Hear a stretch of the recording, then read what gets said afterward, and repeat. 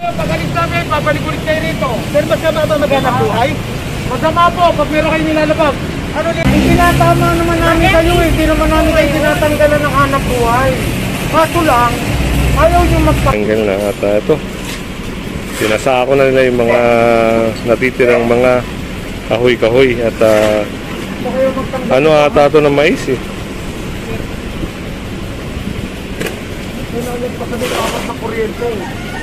Yan, ito sir, extension na rin to, no? Extension na po. Anything na nasa ilalim ng kawat ng kuryente, illegal structure. Yun. Illegal structure na nakikita niyo yung mga kawad na yan. Sumobra na kasi sila.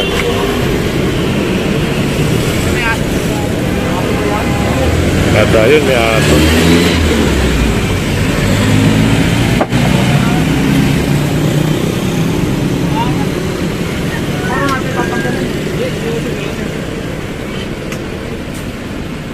Yun, nangangagat pala yung aso na yun, mga kasama. Oo na, nangangagat po. Ano naman kasi nag-stop eh. Ano namin sa dati o? Sabi niyo po kasi, pagsak yung tingnan nyo, nasa ibabaw kayo ng kawat ng kuryente. Magdadala ako ng mas malaking truck. Kukuntiskayin ko na yan, ha? Hindi na ako nagbulang ng paalala. Nakikita na namin kayo. Oo nga, nakikita mo kami kaya mo umadyak kami ng ganyan ka lang. Hindi mo naman kinurik eh. Ayan ang kawat ng kuryente, nasa ilalim ka. Nangungumahan po kami. Kasi nga po, kahit kayo nangungutang, kayo yung nagbabiolate. Di ba pinaliwanag ko na? Kaya nga po sir, sinabi ko sir, okay na po ba yung sabi ko daw? Sabi ko nga sa'yo, huwag ka na magbayad eh. Kasi nga, easement ka eh, sa government control area eh. Pinisisi mo, yung nagpapaupa. Bakit yung nagpapaupa, ikaw ang lumalabag? Sabi ko ang bayad sa amin sir. Kaya nga po pumasok na nga po kami. Hindi naman po namin sir, alam na kami. At hindi nyo tinanggal yan. Mapipilitan po kami pumilis kayo ng lahat. Ayan, ito ang pamilya namin pag hindi kami naghanap buhay. Tinatama naman namin kayo eh. Hindi naman namin kayo tinatanggalan ng hanap buhay. Kaso lang, ayaw nyo magpatama. Ayaw nyo itama eh. Ano gagawin natin? Ang laki-laki pa ng space sa kanila. Natataka ko ba tayo yung i-occupy eh? Oo. Alas 11 na nga po ng gabi sir kami natapos. Makikulong lang po namin sa yung card namin. Sinasabi ko, ipasok nyo ito sa property line ninyo. Ano kayo sa saan po ba kami sir para alam po namin? Ito ang poste ng Meralco. Nakikita ng internet.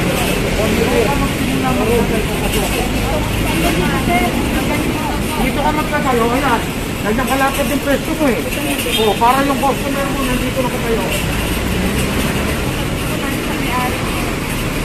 Bukas, malaking truck. Ay, mayari. Bakit mo nga? Hanggang dito daw. Ma'am, ikat ko yung dito ninyo. Wala mo ito. Hindi lang naman kayo eh. Kanina pa namin nililito.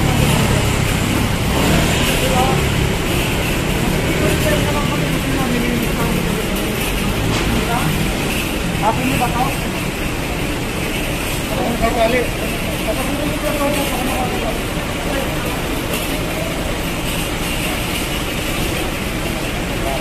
Ito, ikamit ka kayo eh. Bakit ka? Palabas ka. Ito, ikamit ka kayo.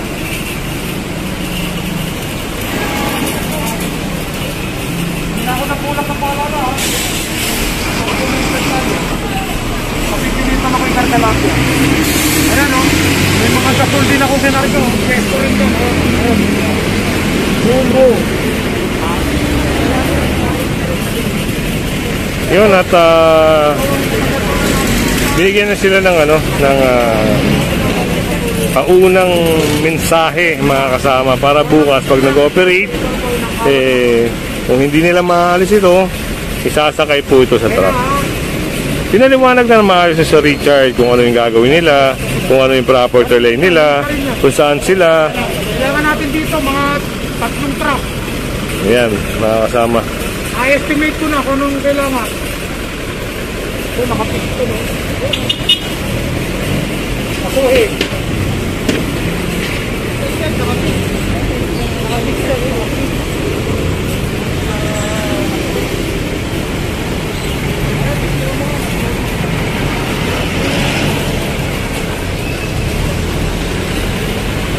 Itong mga nakapix na to, pag hindi rin to inalis, giba yan bukas mga kasama.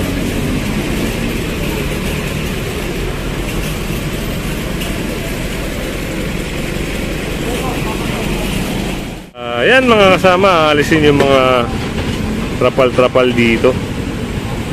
Yun, kasi parang may nagtitinda ata. Yun, sinasakay na sa truck yung mga makukumpiskang mga trapal, mga kahoy.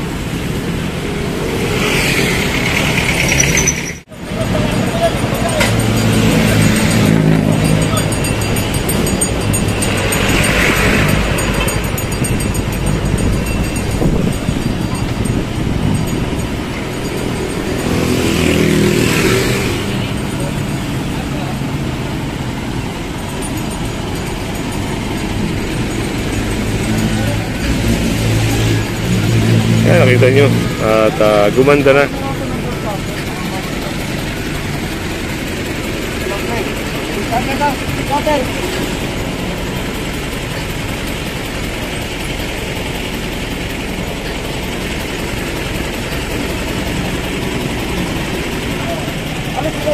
Baka tamahan kayo.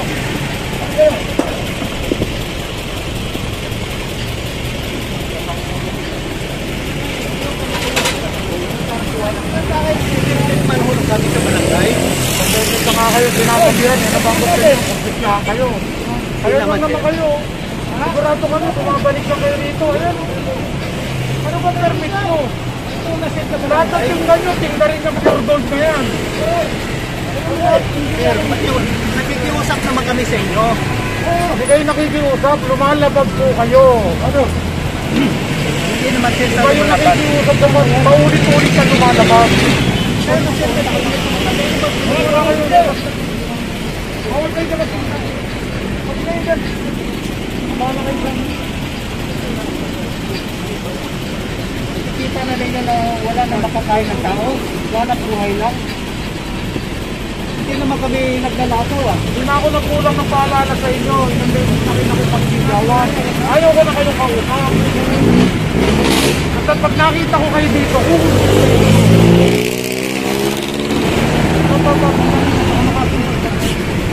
tayo, wag na nga kayo.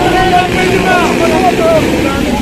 Pantali namin to. Kaya lang meron kayo eh. Nanggugulo na lang kayo eh. Kayo ka mga matamata kayo. Tawag ka sa inyo. Tayo lang na kayo. Public tourism.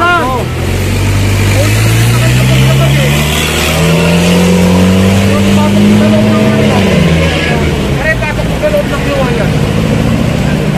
Pero binagyan nila yan. Baka nananakawan.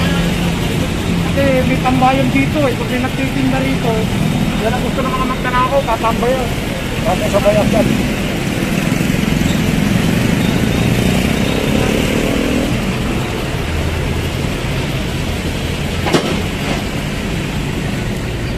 Sabi, babalik ulit kayo rito. Sir, masama ba maghanap buhay? Masama po, pag meron kayo nilalabag. Ano nilalabag namin? Hindi Bawal naman kami po obstruction ito. ah.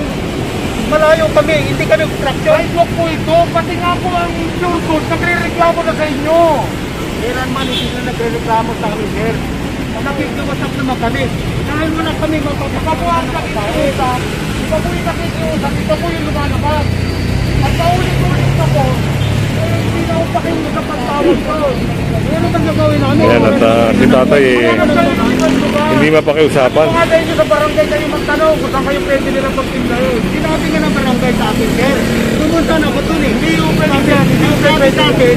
Napakalinis na ho, kayo lang ang nandito ho. Makinig naman kayo sa Ano, napakalinis na, kayo lang ang nandyan. Kaya nga, sir, ang sabi ko, makinig naman kayo. Ayoko na kayo kausap. Sa barangay, pwede kami dyan hanggang hindi pa nakukuha yung ano namin sa isla. Ulit-ulit na lang tayo, tayo. Ganyan din naman ang sinasabi nila. Ayan, yan, yan,